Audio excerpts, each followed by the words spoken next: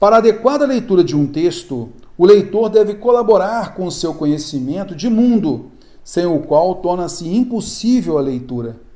No texto 2, uma das referências culturais corretamente explicada olha só, a banca ela gosta muito de cobrar o nosso conhecimento de mundo. E aqui ela coloca pra gente, olha, para a adequada leitura de um texto, o leitor deve colaborar com o seu conhecimento de mundo. Então, candidato, você tem que ter maturidade de leitura, né? Você tem que ter maturidade de leitura. Então, olha só, para a adequada leitura de um texto, você tem que ser uma pessoa experiente também, né? Na interpretação e tal. E o seu conhecimento de mundo, a sua maturidade, ajuda muito. Então, o leitor deve colaborar com o seu conhecimento prévio, seu conhecimento de mundo, sem o qual torna-se impossível a leitura. Vamos lá. No texto 2, uma das referências culturais corretamente explicada então o que a gente vai fazer? Cara, terror, eu não tenho muito conhecimento a respeito desse negócio aí de mitologia e tal. Não tenho... Vamos lá, vamos trabalhar em cima das alternativas. Tá legal? Bora lá, olha só. Hermes, o Mercúrio de Roma, referência a dois nomes do mesmo deus mitológico na Grécia e em Roma. Temos aqui, olha. Ele então começa falando para a gente aqui sobre mitologia e fala assim, olha, Hermes possuía em Acaia, ao norte do Peloponeso, um templo onde se manifestava, respondendo às consultas dos devotos, pela singular e sugestiva fórmula das vozes anônimas. Purificado o consulente, assim sensado. Aí ele tapava os ouvidos, tapava as orelhas e tal, consultava o povo e dava o veredito. Correto? Hermes possuía em Acaia, ao norte de Peloponeso, tal coisa e fazia tal coisa. Beleza. Quem é Hermes? Olha só o aposto explicativo. O Mercúrio de Roma. Ah, rapaz.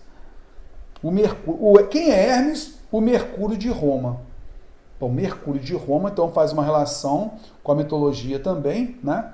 E aí Roma, né, tem a ver lá com o Império de Roma, aquela coisa toda e tal. Vamos tentar trazer para o nosso dia a dia, tá? Trazer para aquilo que a gente conhece mais próximo e tal. Eu falaria para você o seguinte, rapaz, eu gosto muito de Fórmula 1, né? E eu falaria para você o seguinte, olha, eu vou falar assim, o Max Verstappen, né, que é um cara que está correndo muito e tal, ele é o próximo Hamilton. Ele é um cara muito bom, que vai crescer, ele vai ser o Hamilton daqui a pouco. Ah, terror, mas eu gosto mais de futebol. Ah, sei. Então, de futebol, eu diria para você o seguinte, que o Gabriel Jesus, né, ou o Gabigol, ele é o Zico do Flamengo. O Gabigol, ele é o Romário, né, no futebol brasileiro. Então, eu faço uma equiparação, correto? Então, eu vou colocar aqui, Hermes. Hermes, ele é de Roma? Não. Hermes é o Mercúrio de Roma. Então, em Roma tinha o Mercúrio. E é uma similaridade com Hermes. Então, existe uma equiparação aí.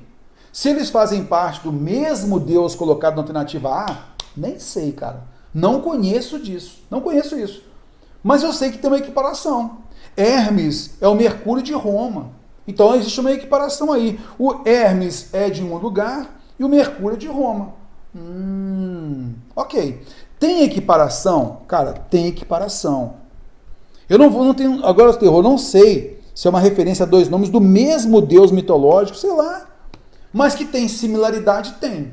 Ah, tá. Então, vamos segurar aqui a alternativa A, tá? Porque como o texto pediu, como o comando da questão pediu, ele falou que você tem que ter conhecimento de mundo para chegar ao nível da questão. Concorda comigo? Cara, então, se de repente você não saca nada de mitologia, o que a gente tem que fazer? A gente tem que eliminar alternativas. Essa daqui eu não posso eliminar. Eu não tenho certeza, mas eu sei que tem uma equiparação aí. Beleza. Alternativa B agora. Tapando as orelhas com as mãos, a ação praticada pela necessidade de conservar as palavras do Deus no interior da mente. Veja, vamos observar onde que isso está escrito. Olha aqui, ó. Tapando as orelhas com as mãos. E vinha até o... Aí ele fala assim, ó.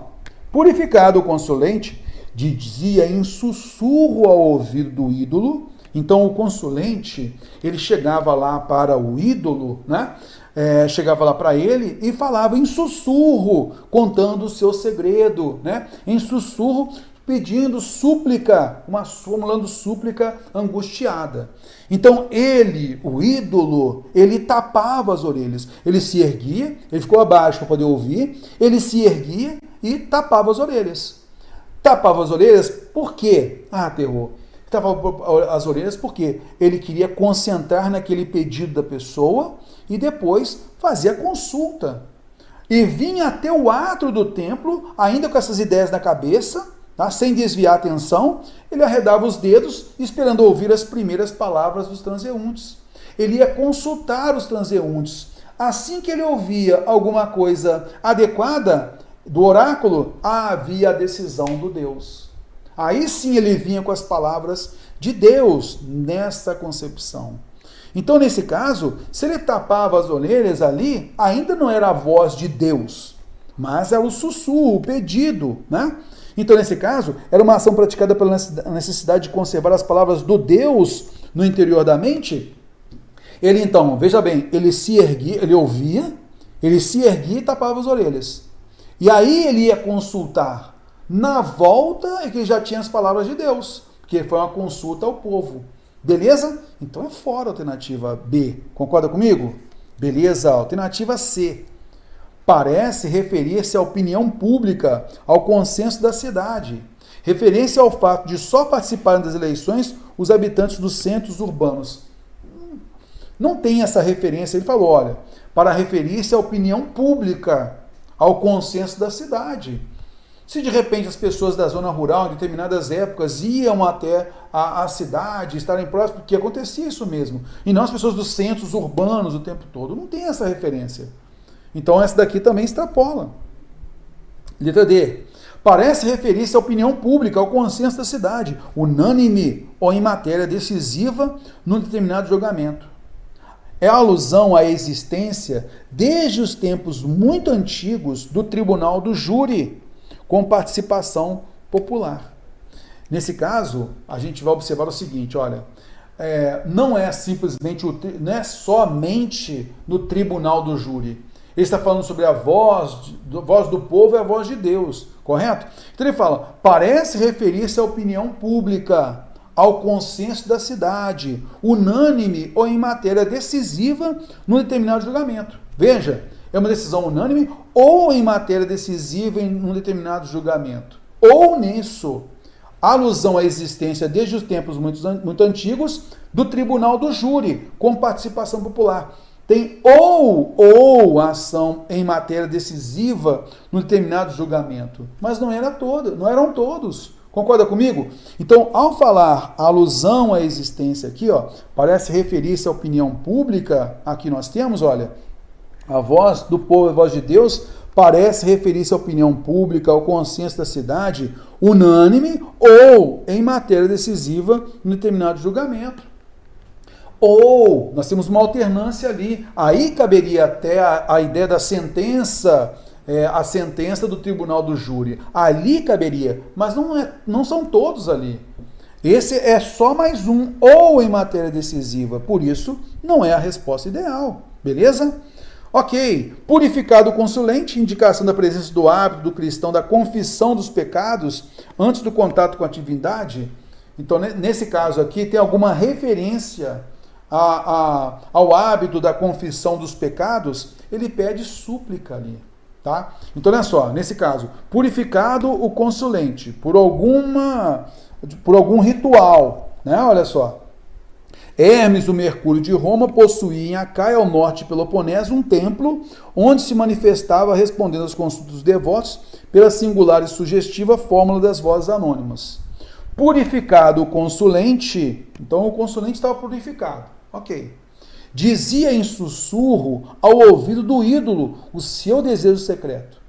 Então, após ter sido purificado, ele então chegava ao ouvido do ídolo, formulando a súplica angustiada. E aí ele se erguia, tapava as orelhas e ia consultar. Beleza? Qual elemento linguístico nos comprova que há uma indicação da presença do hábito do cristão da confissão dos pecados antes do contato com a divindade? De confessar os pecados antes do contato com a divindade. Então, não há elemento ali que pudesse comprovar isso, beleza? Não há elemento ali. E aí é o seguinte, agora, entre a alternativa E, que de repente, purificado ou conciliante, eu poderia entender aqui que seria esse hábito da confissão dos pecados. Poderia ser esse hábito? Poderia, ok, tá? Mas aí a gente vai entender o seguinte, alternativa A, Hermes, ele é o Mercúrio de Roma. Ele é como se fosse o Mercúrio de Roma. Então, Hermes, ele pode ser a referência, assim, né? Do mesmo deus mitológico na Grécia e em Roma. Então, nós temos Hermes na Grécia e Mercúrio em Roma. Por isso, é referência a dois nomes, possivelmente do mesmo deus mitológico. Beleza? Eu sei que você poderia ter ficado entre a alternativa A e a alternativa E, beleza? Mas a ideia da purificado consulente, indicação da presença do hábito cristão, da confissão dos pecados, antes do contato com a divindade. Como isso faz parte da mitologia, tá? E esse hábito cristão da confissão dos pecados já é algo que não está na mitologia, que já é da crença cristã, beleza? Não está na mitologia, está na crença cristã. A gente retira pelo conhecimento de mundo, tá? Pelo conhecimento de mundo. Então, a alternativa A, o comando da questão mostrou, olha, vamos explorar um pouquinho mais o seu conhecimento de mundo. E aqui a gente percebe a alternativa A. A gente elimina a alternativa E, porque o hábito da confissão dos pecados antes do contato com a divindade, isso não é típico da mitologia, é o hábito cristão, é o hábito da confissão, beleza? É a crença cristã. Por isso, nós notamos dois níveis diferentes. A alternativa E a gente elimina, chegando à alternativa A, é ela a correta, beleza?